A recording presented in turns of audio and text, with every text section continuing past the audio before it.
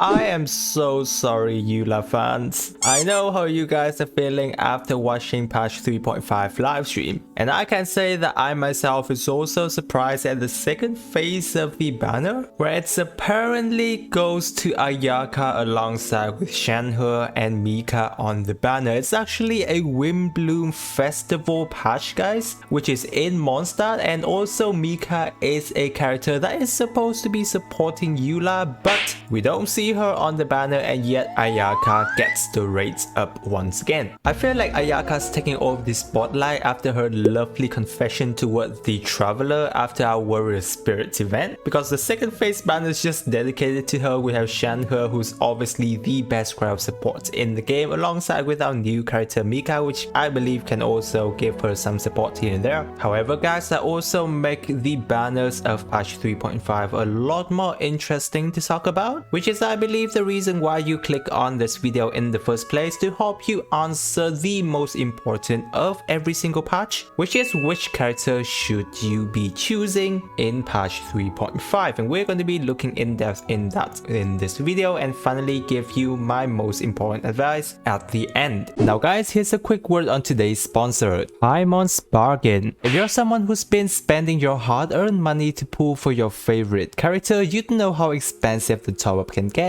But what if I were to tell you that from now on you can get at least a 20% off on all of your top-ups, walk-ins, and battle pass buy? How much would that help you to save? And that's what Paimon's Bargain here will provide you. Whenever you order your Primogems buy through Paimon's Bargain, you will be able to order at a discounted price. Now the reason why this is legit is because it is through discounted Coda shop, or you can understand it as gift card discount. Paimon's Bargains already have many people following, plus have worked with larger creators like coaching mates. And of course, I wouldn't be telling you guys this if it wasn't legit. How you do it is basically join Paimon's Bargain Discord server. There will be a link down in my description, and once you're there will be direct instruction on how you can order. As always, good luck on your character pools, guys. Limited spending only if you do spend, and with that, let's just hop into today's video. So first off, guys, we're going to be going through basically the pros and cons of all of the 5-star characters that's going to be appearing in patch 3.5, so that you guys can have a deep understanding once again of these characters before you can actually make yourself the decision. And firstly, we're going to be looking into our newest character, Dehya. Now guys, we're not going to be basically going through the whole of her kit because that's left for another videos, otherwise it is going to be very long in this video. I will assume that you guys have already got an understanding of how her basic kit actually works, and we're just going to be discussing her potential here in this video. Now I will just get straight to the point. If you've been in the Genshin Impact community this past few weeks and was reading up on Dehya, you know how negative experience we've all been having towards Dehya, not as a character but of how her potential performance is gonna go. So with Dehya, as we may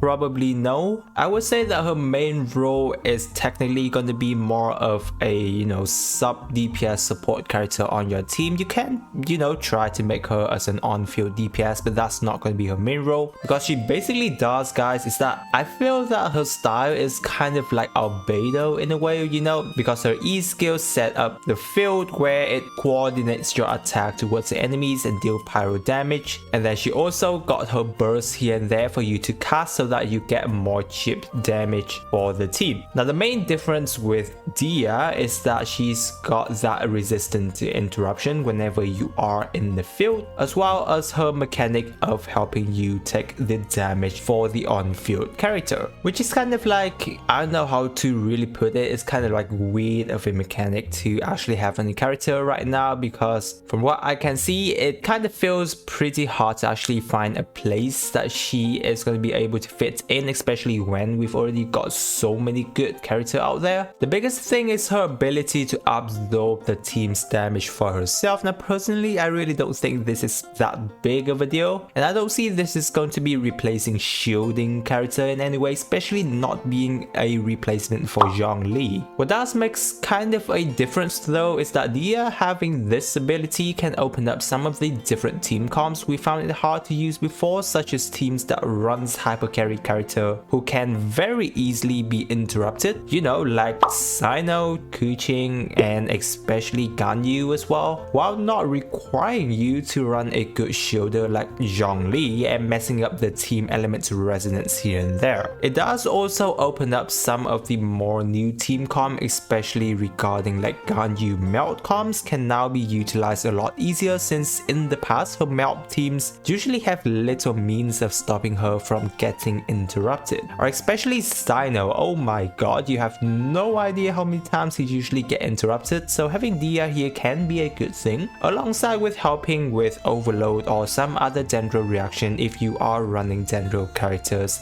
on the team. However, the thing about her is that she is quite a low scaling character for a 5-star. I really don't know why Hoyoverse decided to leave it at such low scaling for her. I'm not sure if having her on the standard banner have anything to do with it, but anyway, regarding the fact that we already have so many good 5-star support and sub DPS character out there right now, it's just really hard to justify the fact of pulling for her in this specific banner when what she's able to do can already be pretty much done by some other character like you know, Xingqiu, who is a 4-star character. But to kind of sum up about Dehya, I think her selling point right now is just that she has the ability to help you apply pyro from off-field damage and helping your team with resistance to interruption. And while she is a pyro character, this can help you build much easier team along with her using, you know, pyro resonance and other elements. But all of this, guys, are all of the speculation information before she officially arrives, and we're just analyzing that info right now. Hopefully we'll be able to find a lot more of her potential from when she released. Moving on, we have Cyno. As I've mentioned before, I actually is quite surprised that Cyno got his rerun banner this soon, considering the fact that there has been so many characters who is still waiting for their rerun, like Eula. So that's kind of like a good thing for Cyno fans. Now guys, I'll just basically be honest with Cyno is that he's very much a preference character to pull, especially from the fact that we just got so many good DPS electro hyper carries out there already. He's not ever gonna be kind of like a replacement for any of them, especially from the fact that he's very much a DPS that requires a long on field time. The good thing about Cyno is that he's really fun to play. I can give you that. I've been testing out my Cyno for a long time, and I do have a C1 Cyno, and he's really good to play. It does provide quite a unique playstyle than other characters at this point, and it feels very fast paced, so that's a really nice thing from him. He does also have access to decent number damage, especially after electro character have been buffed by dendro element. It's much easier for Cyno to perform. However, he does have quite a lot of downside. First one, mainly the fact that we've already discussed, which is he have a lot of fierce competition out there towards hyper carries and also electro carries. But also one of the bigger thing about Cyno is that he doesn't have resistance to interruption, which is huge. And without anyone on the team to help him with this, you're gonna be getting knocked out of your combos like almost constantly. And that's not a good thing for Cyno, because he does rely on a lot of his combo in order to dish out many of his damage. And while playing Cyno, guys, his rotation can actually be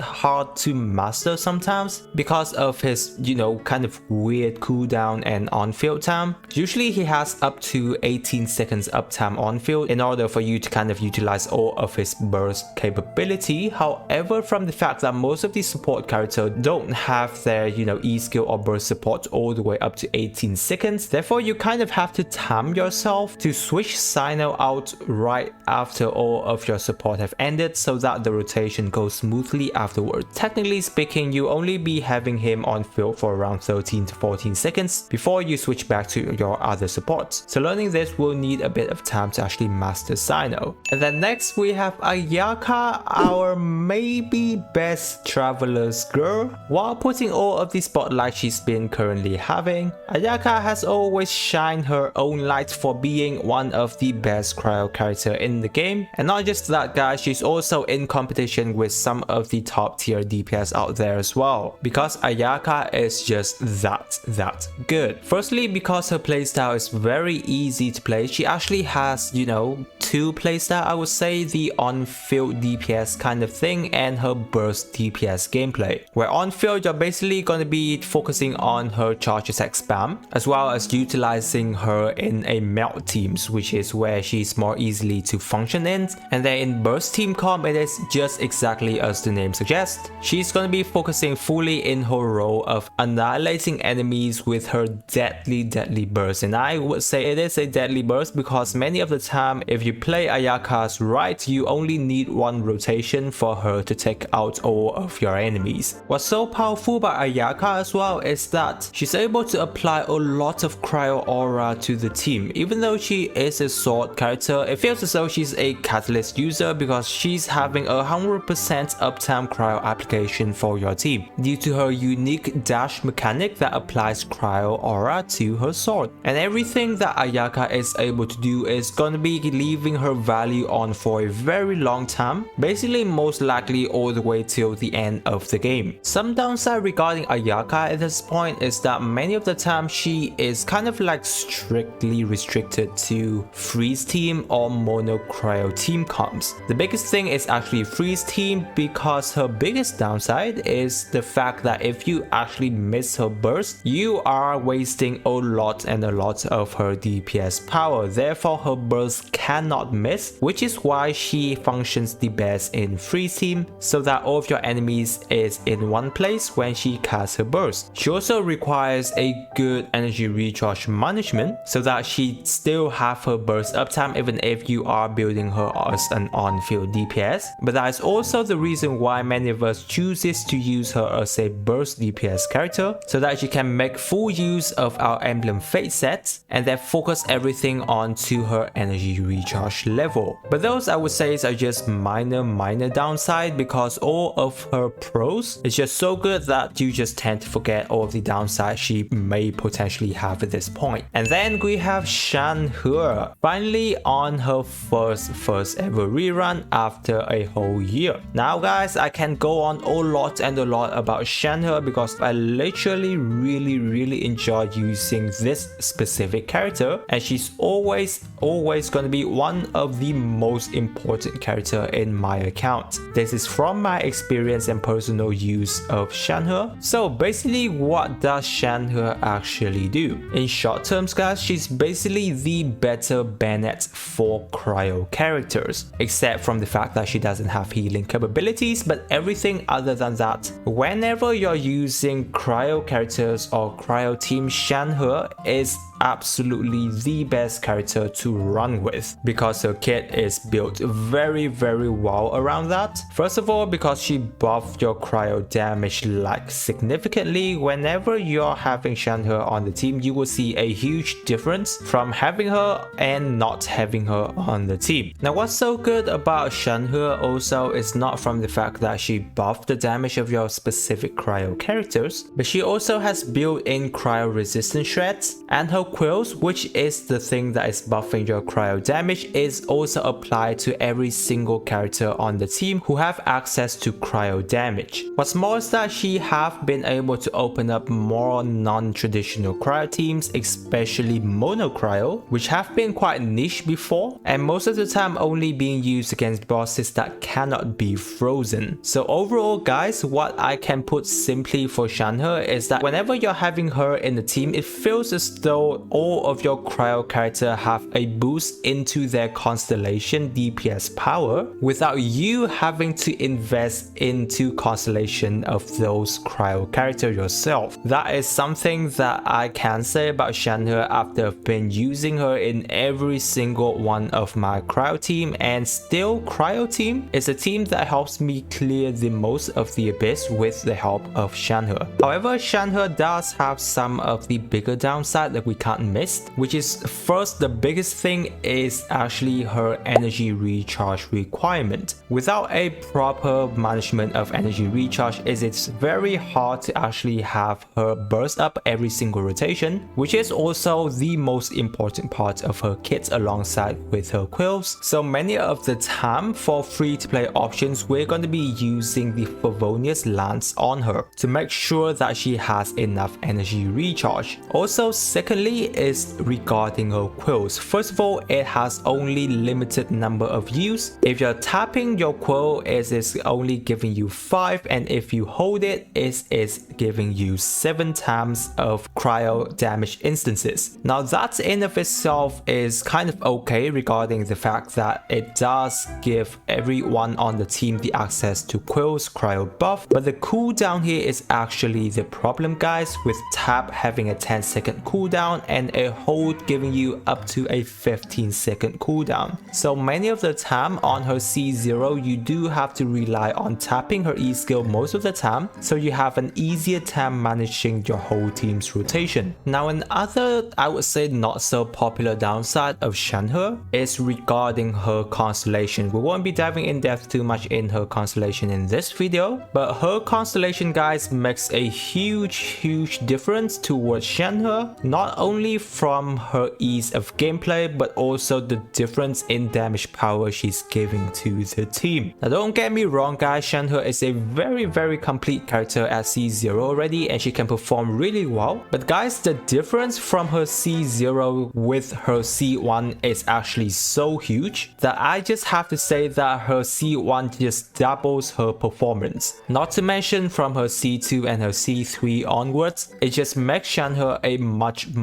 more valuable character to have on the team. So that's us going through basically the most important points regarding all of the 4 characters that's going to be appearing in patch 3.5. Now guys, we're going to be looking into which character is going to be the best choice for you in patch 3.5. As usual, I always say this in most of my videos, is that we all know that Genshin Impact already have so many good 5-star characters appearing already, and so at this point in time, really guys, it's just best to choose for the character that you really like and have fun with the game, and leave the decision to mostly the more meta focused players out there, right? But I know that many of you also have, you know, multiple characters you want to pull within each of the patch, which is why having 4 characters in each patch is so challenging. And so here's going to be my prioritization list. You can actually choose to follow this, it's going to be your choice. But regarding the first priority, I have to give it to Ayaka because she's just a top cryo DPS character out there, really worth it for you to pull and have on your account. She's also very fun to play with a unique dashing mechanic that can help you travel across water very easily as well. But other than all of that, her power level is still there to marvel at, and build her correctly, she will help you clear the abyss in very short amount of time. After that, guys, we have Shenhe. If you are going to be pulling for Ayaka, I just really recommend you to have Shenhe on Ayaka's team, which is the team that I always have and use on my account. As we have discussed, Shenhe is a very powerful character. In terms of support, she doesn't deal her own damage most of the time, but in terms of helping especially cryo characters, she is a fantastic character at that, and it is something that Hoyoverse have made her to do. And to put it simply, guys, from somebody who have been using Shenhe for a long time, invest into Shenhe and you will never actually have to pull for any constellation of your cryo characters unless you really